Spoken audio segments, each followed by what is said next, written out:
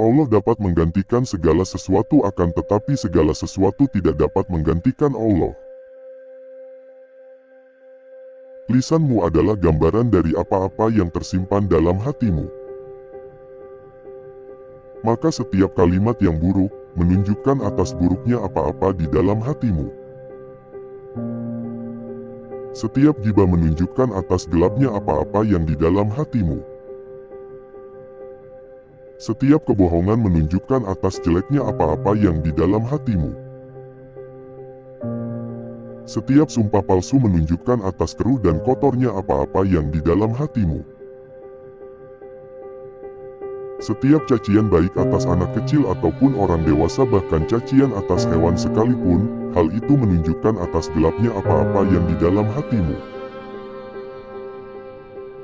Lisan adalah merupakan gambaran hati, maka jadilah dirimu pribadi yang memiliki lisan yang jujur dan suci hati. Sebagaimana engkau membersihkan wajahmu agar indah dipandang orang, maka bersihkan pula hatimu agar indah dipandang Allah. Semua persahabatan yang terbina di muka bumi ini akan menjadi permusuhan di hari akhirat kecuali persahabatan yang dibina dengan ketakwaan. Syukuri apa yang kau miliki. Jangan iri dengan apa yang orang lain miliki, maka Allah Subhanahu wa Ta'ala akan memberimu apa yang belum kau miliki. Ada manusia yang amalnya seperti gunung di dunia namun di akhirat umpama debu yang berterbangan. Menjaga perasaan seorang muslim adalah ibadah. Menyakiti hati seorang muslim dosanya lebih besar dari menghancurkan Ka'bah. Siapa saja yang membuat senang hati seorang muslim, maka Allah akan membuatnya senang kelak di hari akhir. Orang yang tinggi akhlaknya, walaupun rendah ilmunya lebih mulia dari orang yang banyak ilmunya tapi kurang akhlaknya. Bila aku kecewa pada mereka yang banyak menyakitiku, aku teringat pada Rasulullah yang senantiasa memaafkan semua orang yang menyakiti beliau, Shallallahu Alaihi Wasallam. Suatu saat kau akan dapati sesuatu yang kau pinta dari Allah sejak lama, mungkin sejak masa kecilmu yang bahkan kau sudah lupakan itu, tapi Allah tak akan melupakannya. Jika kau lihat seseorang jauh dari Tuhannya, jangan kau ejek dia. Allah lebih dekat kepada pendosa ketimbang orang-orang yang sombong. Jika kamu ingin untuk berada dekat dengan Nabi Muhammad, maka kamu perlu untuk bangun malam dan melaksanakan tahajud. Bila aku merasa harus membalas kejahatan orang terhadapku, aku teringat Rasulullah ketika beliau dilempari batu, dipukul, dan diusir dari Taif, maka beliau hanya berdoa kebaikan dan hidayah untuk seluruh kampung tersebut, Shallallahu Alaihi Wasallam.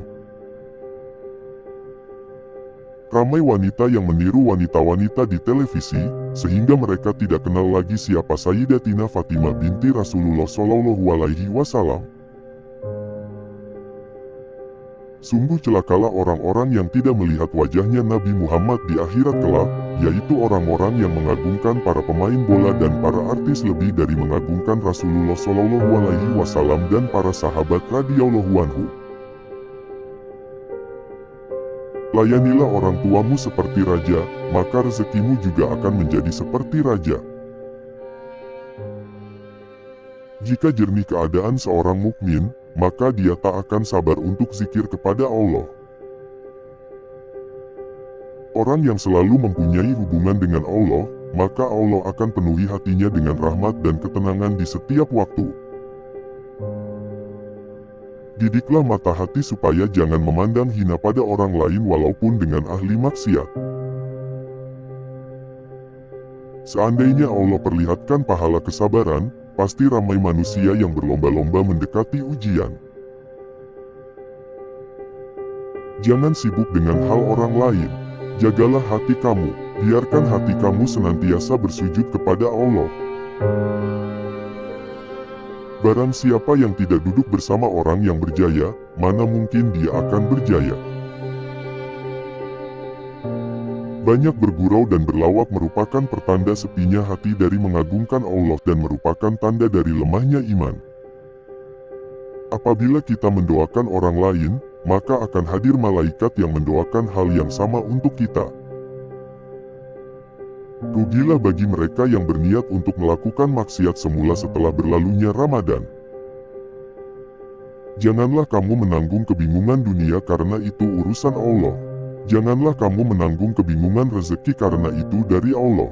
Janganlah kamu menanggung kebingungan masa depan karena itu kekuasaan Allah.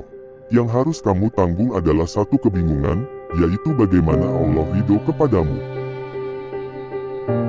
Sifat malu itu baik, maka akan lebih baik jika ada pada perempuan. Kita takut mati padahal mati lebih baik dari fitnah. Kita takut miskin, padahal miskin lebih ringan untuk dihisap. Jika Allah menciptakanmu untuk dunia ini, Dia pasti menciptakanmu tanpa kematian. Cintailah orang-orang yang membenci dan mencaci Anda, karena mereka adalah orang-orang yang patut dikasihani karena telah memilih jalan yang justru akan membinasakan mereka. Tuntun mereka dari sana, ajak ke jalan Tuhan, selamatkan mereka. Jangan pernah sesekali memperkecil dosa kecil, karena gunung yang besar juga terbina dari butir pasir yang kecil. Jika dalam hati seseorang terdapat keikhlasan dan kasih sayang, nasihatnya atau ucapannya akan meninggalkan kesan dalam hati pendengarnya. Hati akan hidup ketika mendengar ucapan dan nasihat yang disampaikan dengan kasih sayang.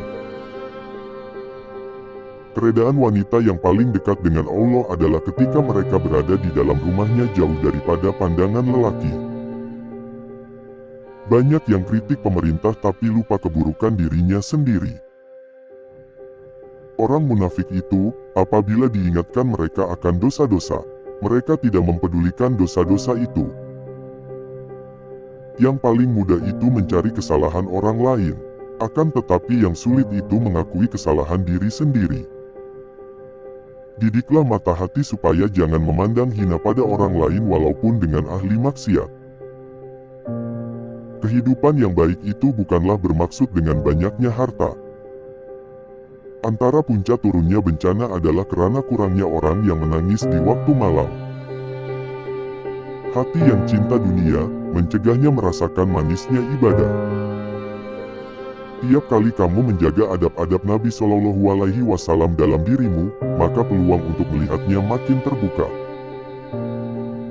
Sumber semua kebaikan dalam hidup ini dan kelak adalah iman dan perbuatan baik. Dan dasar keduanya adalah cinta. Di antara pintu masuknya syaitan ke dalam hati seseorang adalah perasaan terburu-buru untuk mendapatkan sesuatu yang diinginkannya.